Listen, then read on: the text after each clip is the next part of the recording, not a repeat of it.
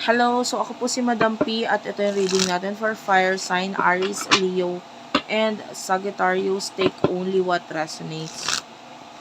For fire sign, Aries, Leo, Sagittarius love reading. By the way, live ako sa TikTok ngayon. So kung hindi pa kayo naka-follow sa TikTok, Unipri, UNIPRI. Ayan. So doon mag-entertain ako ng mga question sa comment section. Yung mga magko-comment, magta-type ng question nila doon. So maganda naka-follow din kayo doon para pag naka-live ako ay magawa nyo makapagtanong sa akin. But if you want to book a personal reading, open tayo, Madam Space P. Space pa sa dulo. Mas madali mo siyang i-search kung nga i-search mo hashtag Virgo Philippines or hashtag Unicorn Princess Tarot. Let's start. Fire sign, 2 of Cups, 3 of Wands. Okay, yung iba sa inyo, maybe you are already in a relationship or you are connected with someone na nakikita natin na may miss mo. Pwedeng itong person na to with the 8 of Wands. May family na involved sa inyong dalawa. Yeah, you miss the person or yung dating siya. Pwedeng ganon. Or yung dating connection ninyong dalawa. Pwedeng ito yung nami-miss mo ngayon. And sino to person na kakonect mo pagdating sa love? For fire sign, Aries, Leo, Sagittarius. Ay, nalaglag. Ito lang kukunin ko ha. Yung iba sa inyo pwede nakakaranas ng stress or matinding problema ngayon, pagsubok. Yung iba may kinalaman sa pagta-travel or what. Pwede rin namang wala. But I feel like yung iba sa inyo, itong person na to,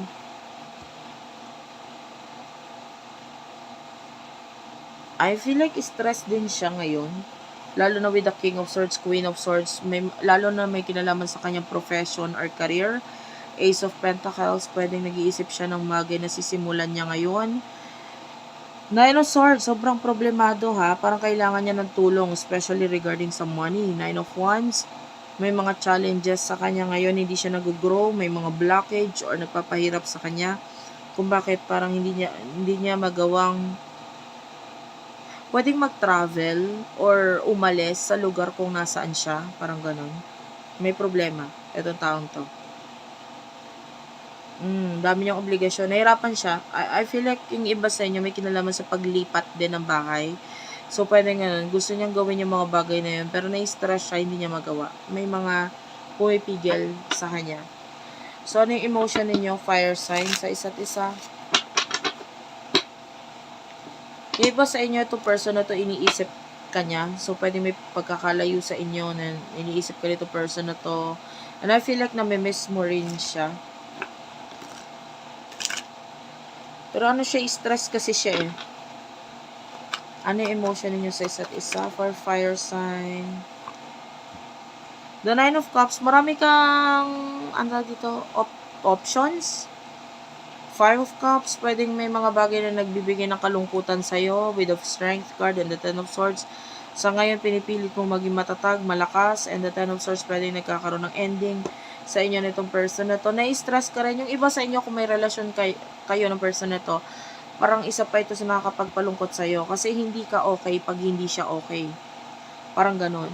Kasi parang siya din yung nagbibigay ng lakas mo. And of course, pag hindi siya okay, hindi ka rin okay. Apektado ka sa kung ano man yung problema na nararamdaman niya. Pero kung walang relasyon sa inyo, I feel like marami kang options, pero ngayon, nagbibigay ng kalungkutan sa'yo kasi pwedeng nagkakaroon niya ng ending sa inyo ng dalawa nitong person nito. So, anong emotion ng person nito for you? This general love reading for fire sign, Aries, Leo, Sagittarius. Okay, sobrang nasasaktan siya. 3 of Swords, sobrang pain to. Masakit para sa kanya ang 6 of Swords. Ang mga bagay na aalisan niya kasi I feel like importante para sa kanya yun eh.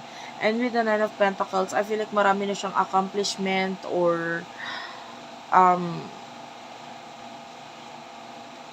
lalo na with the 9 of Pentacles, no? I'm hearing Dubai kanina pa. I don't know. Ang alam ko kasi, hindi ako masyado sa news, guys. Hindi ako masyado sa news. Pero parang minsan na nabanggit sa akin ng friend ko that there's problem there. Kung hindi man doon, any place, basta there's particular problem doon sa area or place na kinabibilangan niya or kung nasaan siya. And then this person is sobrang nasasaktan siya regarding sa situation niya ngayon kasi parang nandun yung panghihinayang kasi ang dami niya nang na-accomplish, ang dami ng magagandang nangyari sa kanya doon, but then parang kailangan niyang i-withdraw or kailangan niyang alisan lahat. So if that is not that country, okay lang naman yung Saudi Arabia. So kung hindi naman yun yung pinaka-country, okay lang.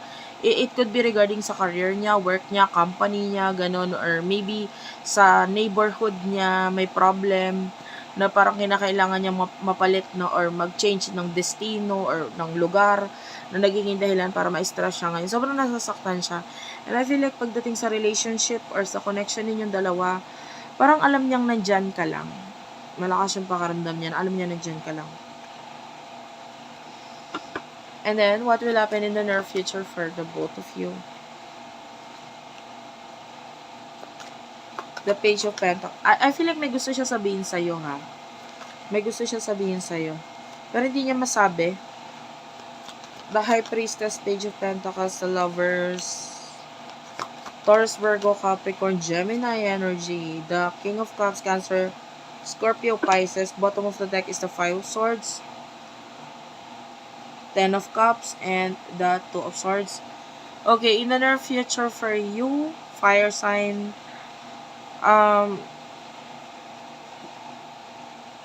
may offer akong nakikita sa'yo.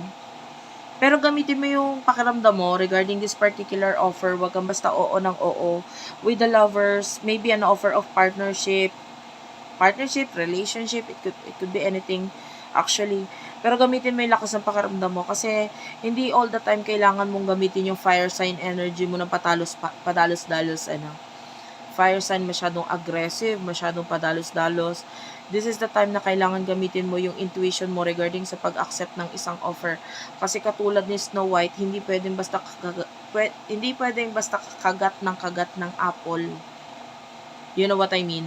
Kasi hindi mo alam kung ano yung kinakagat mo, kung ito ba yung tamang apple na kakagatin mo o ito ay toxic or anong tawag dito? Trap para sa'yo. Okay, so gamitin mo maigi yung pakiramdam mo sa isang bagay. Pag huwag ka masyadong maging mabait. Hindi all the time good yung pagiging mabait. Kasi hindi naman good karma all the time yan. Minsan ikaw din ang madedehado or mamomblema pag nakagat mo yung maling offer para sa'yo. Okay? So, hindi ito yung time na dapat nagmamadali ka. Five of Swords, people in the past ang pwedeng mag-resurface or bumalik sa buhay mo ngayon. Kaya lang with the Moon, gamitin mo yung intuition mo kung karapat dapat bang tanggapin itong mga past people or past person na ito sa buhay mo. Kasi with the Five of Wands, pwedeng gulo lang ang dala nito sa'yo. And then the person that you're dealing with, I feel like with the Two of Swords, may decision siyang gagawin. With the Ten of Cups na may kinalaman sa family. With the King of Cups, I feel like ito person na to, meron siya mga changes na gagawin sa buhay niya, sa pamilya niya. And I feel like may mga ending siyang dapat gawin din na involved din yung family sa buhay niya. Okay? So, that's it for now. Thank you for watching, guys. I love you all and bye-bye. Don't forget na i-follow din ako sa TikTok. Diyan, nagla-live ako. Sa Facebook, nagla-live din ako, guys. So, feel free na i-follow ako dyan sa mga yan. TikTok namin, Unipri, UNIPRI. Facebook, Madam P, Madam Space P. Space pa sa dulo. Thank you for watching. I love you all and bye-bye.